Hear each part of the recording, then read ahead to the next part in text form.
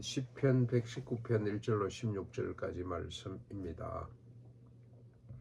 제일 긴 장이기도 하죠. 시편 119편. 그런데 주제는 한 가지입니다. 율례, 하나님의 율례, 말씀의 위대함, 말씀의 영광스러움, 말씀의 능력과 생명력. 오늘 1절부터 16절까지는 시인이 고백하고 선포하고 그리고 강구하는, 율법은 이렇습니다, 그래서 이렇게 강구합니다는 형식으로 쭉 진행이 되고 있습니다. 먼저 1절부터 3절까지 복 있는 자에 대해서 선포합니다. 복 있는 자가 누구냐? 어떤 사람이 복이 있느냐?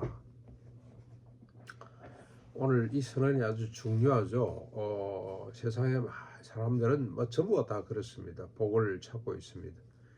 복의 이 언어, 용어가 다를 뿐이지 모두가 다 복을 찾는 것 같아요. 행복, 무슨 보람, 무슨 또 성취, 이런 것들을 쫓아가고 있는데, 복이죠. 복이 뭐냐? 복 있는 사람이 어떤 사람인지 선언을 합니다. 주의 율법을 따라 행하는 자가 복이 있다. 여호와의 증거를 지키는 자가 복이 있다. 여호와의 증거는 역시 말씀이죠. 그리고 여호와를 진심으로 구하는 자, 그래서 불의를 행치 않고 주의 도를 행하는 자가 복이 있는 사람이다. 율법 자체가 복이라 이 말입니다.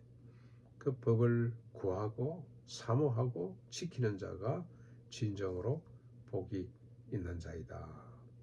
이해가 잘 안 될 것 같습니다만은 개인적으로 성경을 읽으면 이해가 안 되죠. 지계석을 옮기지 말아라, 이게 무슨 복입니까? 이게 복일 수가 없죠. 그 다음에 또 살인하지 말라. 그 다음에 또 무슨 지붕을 만들 때 반드시 난간을 만들어서 사람이 떨어지지 않도록 하라. 이거 나하고 무슨 상관이 있냐? 이게 무슨 복이라고 할 수 있냐? 그렇게 사회 규범이지 이렇게 생각할 수 있습니다만은, 나를 넘어서서 우리를 생각하면 이게 복이구나, 이게 복이구나, 이걸 지키는 것이 복된 세상을 만들고 복을 받게 되는구나 하는 생각을 금방 하게 됩니다. 자, 그래서 복 있는 자가 주의 율법을 따라 행하는 자, 증거를 지키고 진심으로 구해서 불의를 행치 않고 주의 도를 행하는 자가 복 있는 사람인데, 그래서 시인이 강구합니다. 뭘 강구합니까? 주께서 지금까지 주의 법도를 지키게 하신 것처럼 앞으로도 내 길을 굳게 하사 주의 율례를 지키게 해 주십시오. 이게 아주 중요한 부분이죠. 주님, 제가 지금까지 잘 지켜왔으니 앞으로도 잘 지키겠습니다가 아니고, 지금까지 복의 근원인 주의 말씀을 지키도록 해 주셨사오니 앞으로 내 생에도 여전히 주의 율례를 사모하고 지키게 해 주십시오. 내 길을 잘못된 길로 치우치지 않도록 내 길을 굳게 붙잡아 주십시오. 주의 말씀대로 살게 해 주십시오라고 강구를 하고 있습니다. 율법 지키는 거, 그거 우리 힘으로 안 됩니다. 하나님이 힘을 주셔야 율법을 사모하게 되고 지킬 수 있게 되는 겁니다. 그래서 이제 뒤에 6절 7절에 시인이 이렇게 강구하는 이유를 밝히고 있는데, 자신이 주의 모든 계명을 배우고 주의할 때 부끄럽지 않았고 감사가 넘쳤기 때문이다. 하나님 말씀대로 배우고 살 때 그때 부끄럽지 않았다. 그때 내 삶에 감사가 넘쳤다. 요즘 우리가 우울증 이야기를 많이 합니다. 불만족스럽고 삶의 의미를 깨닫지 못한다, 상실했다. 특별히 나이가 들어가면서 더 그런 것 같은데, 그때 우리가 무슨 정신과 병원을 찾고 무슨 여행을 가고 할 것이 아니고요. 하나님 말씀을 들여다보고 말씀을 그 의미를 깨닫고 그 말씀대로 살도록 노력할 때, 그때 우리에게 감사가 넘치고 보람된 삶이 펼쳐지게 될 줄로 믿습니다. 8절입니다. 그래서 다시 강구하는 거죠. 주의 율례를 지켜 버림받지 않게 해 주십시오. 우리가 말씀을 지키지 못하면 슬플 뿐만 아니고 우리가 불행할 뿐만이 아니라 버림을 받을 수 있다는 이 경각심을 가졌으면 좋겠습니다. 네, 그러면서 주의 말씀의 능력과 그 위력을 다시 고백하는데 9절입니다. 청년이 무엇으로 그 행실을 깨끗하게 하리까?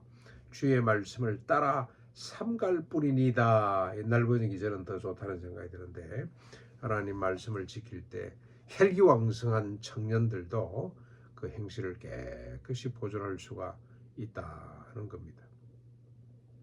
여기서 행실이 악하다, 이 반대 개념은 뭐겠습니까? 자기 욕망대로 사는 거죠. 자기 욕망대로 자기중심적으로 지기석을 옮기고 남을 무시하고 멸시하고 빼앗고 남의 생명까지도 탈취하게 되고, 이런 것들이 치우친 것들인데, 청년들이 그런 활기왕성한 이런 삶에서부터 자기의 적 욕망으로부터 벗어나는 길은 뭐냐? 말씀을 지켜 행하는 것밖에 없다. 그래서 뭐합니까? 10절 전심으로 주님을 찾았으니 주의 계명에서 떠나지 않게 해 주십시오 라고 다시 한번 더 강구하는 거죠. 11절입니다 부터 16절까지 한번 그냥 정리하면 신의 강구와 고백인데요. 주의 말씀을 마음에 두고 떠나지 않고 잊지 않고 작은 소리로 읊조리며 즐거워하겠으니 주의 율례를 내게 가르쳐 주십시오 라고 시인이 강구하고 있습니다.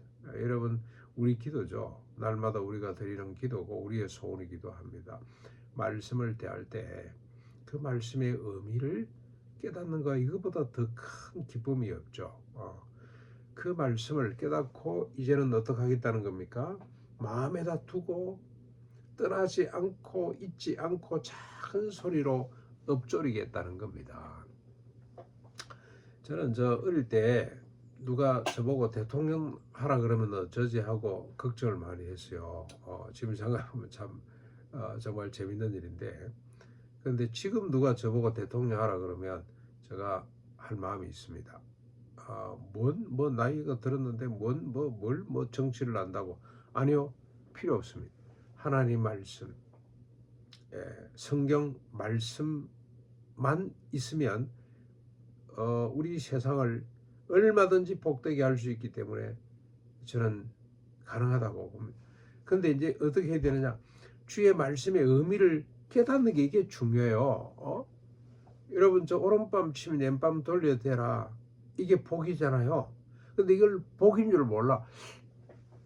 대부분의 사람들의 반응은 사람이 어떻게 그렇게 사냐 말이야. 오른밤 맞고 왼밤 돌려 대라. 그 말은 그래서 어떻게 해석을 하냐면, 오른밤으로 맞았다는 것은 여러분 상대를 세워놓고 오른밤을 치려면 뭘로 쳐야 됩니까? 오른손으로는 절대로 안 되죠. 왼손으로 쳤거나 아니면 손등으로 쳤다는 뜻인데 기분 나쁘다 이거지. 왜 나를 무시하냐, 바른 손으로 쳐라, 그런 뜻이라고 해석을 하는 주석도 있어요. 얼마나 웃기는 일인지 모릅니다. 그런 뜻이 아닙니다. 오른밤 맞고 왼밤을 돌려 대거라는 것은요, 엄청난 천국의 비밀을 갖고 있습니다.